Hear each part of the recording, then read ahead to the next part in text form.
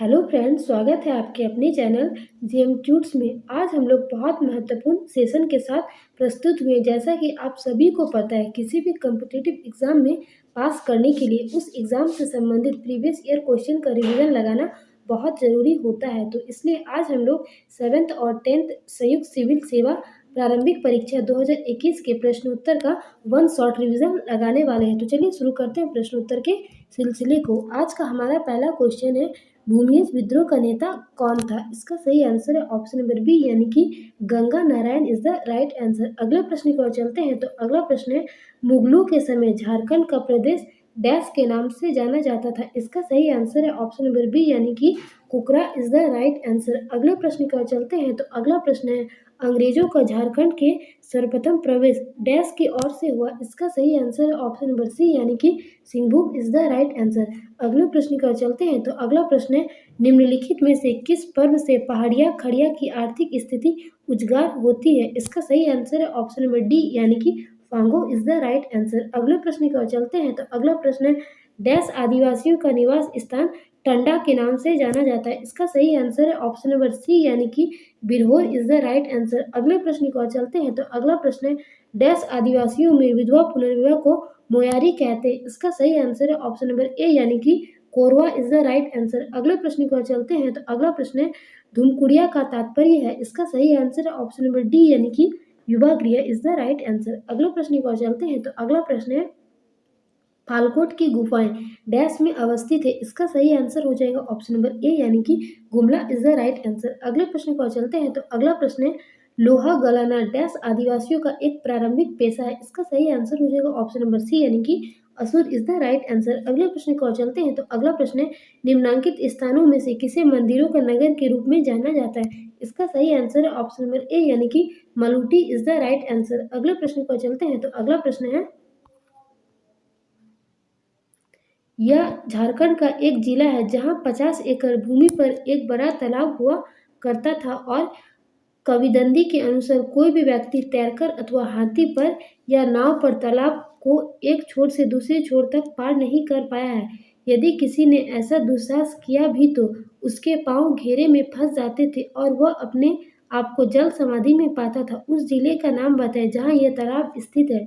इसका सही आंसर है ऑप्शन नंबर ए, यानी कि Godda is the right answer. अगले प्रश्न की ओर चलते हैं। तो अगला प्रश्न है, देश की जनसंख्या का लगभग डैश हिस्सा झारखंड की जनसंख्या आच्छादित करता है। इसका सही आंसर हो जाएगा ऑप्शन नंबर बी, यानी कि 2.62% इज द राइट आंसर। अगले प्रश्न की ओर चलते हैं। तो अगला प्रश्न है, देवघर में वैद्यनाथ मंदिर भारत के डैश में से एक शिव ज्योतिर्लिंग है और साथ ही वह डैश शक्तिपीठों में से एक शक्तिपीठ है। इसका सही आंसर हो जाएगा ऑप्शन नंबर सी, यानी कि 12 और 51 इज द राइट आंसर। अगले प्रश्न की ओर चलते हैं। तो अगला प्रश्न है, स्क्रॉल चित्रकला का श्रेय झारखंड की निम्न जनजाति को दिया जाता है। इसका सही आंसर है ऑप्शन नंबर सी, यानी कि सवार इज द राइट आंसर। अगले प्रश्न की ओर चलते हैं। तो अगला प्रश्न है, गलत कथन की पहचान करें।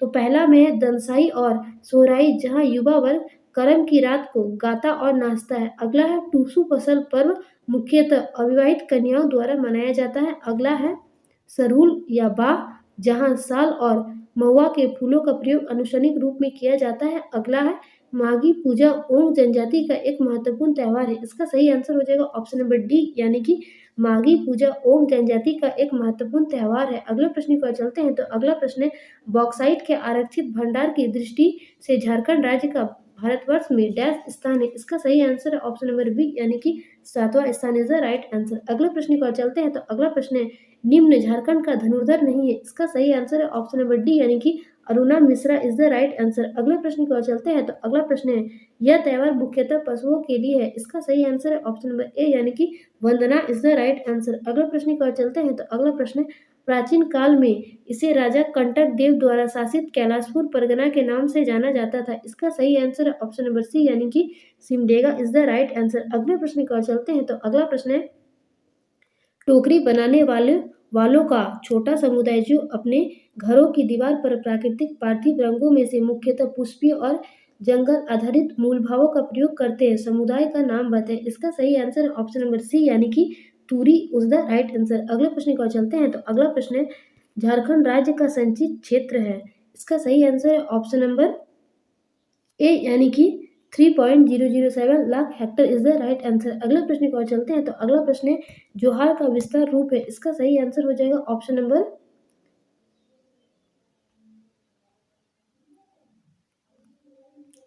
ए इज द राइट आंसर, यानी कि Jharkhand opportunities for harnessing rural growth. अगले प्रश्न की ओर चलते हैं। तो अगला प्रश्न है, झारखंड राज्य द्वारा भारत सरकार का निम्न में से कौन से नगर को स्मार्ट नगर के रूप में विकसित किए जाने का प्रस्ताव नहीं किया गया है। इसका सही आंसर है ऑप्शन नंबर डी, यानी कि Jamtara is the right answer. अगले प्रश्न की ओर चलते हैं। तो अगला प्रश्न है, नीति आयोग की दिसंबर 2018 से जनवरी 2019 की अवधि के लिए महत्वाकांक्षी जिलों की सूची में झारखंड के कितने जिले शिखर पर है। इसका सही आंसर हो जाएगा ऑप्शन नंबर बी, यानी कि 3 इज द राइट आंसर। अगला प्रश्न की ओर चलते हैं। तो अगला प्रश्न है, झारखंड में प्रधानमंत्री जन आरोग्य योजना आयुष्मान भारत का टोल फ्री नंबर क्या है। इसका सही आंसर है ऑप्शन नंबर सी, यानी कि 14555 इज द राइट आंसर। अगले प्रश्न की ओर चलते हैं। तो अगला प्रश्न है, भारत में ऐसे कितने राज्य हैं जिनसे होकर कर्क रेखा गुजरती है। इसका सही आंसर ऑप्शन नंबर सी, यानी कि 8 इज द राइट आंसर।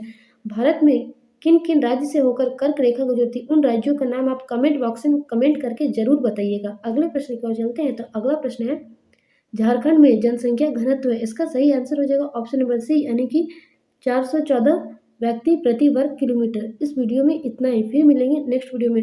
अगर आपको वीडियो पसंद आया तो वीडियो को लाइक करें और चैनल पर पहली बार आए तो चैनल को सब्सक्राइब जरूर करें। फिर मिलते हैं नेक्स्ट वीडियो में, तब तक के लिए थैंक यू।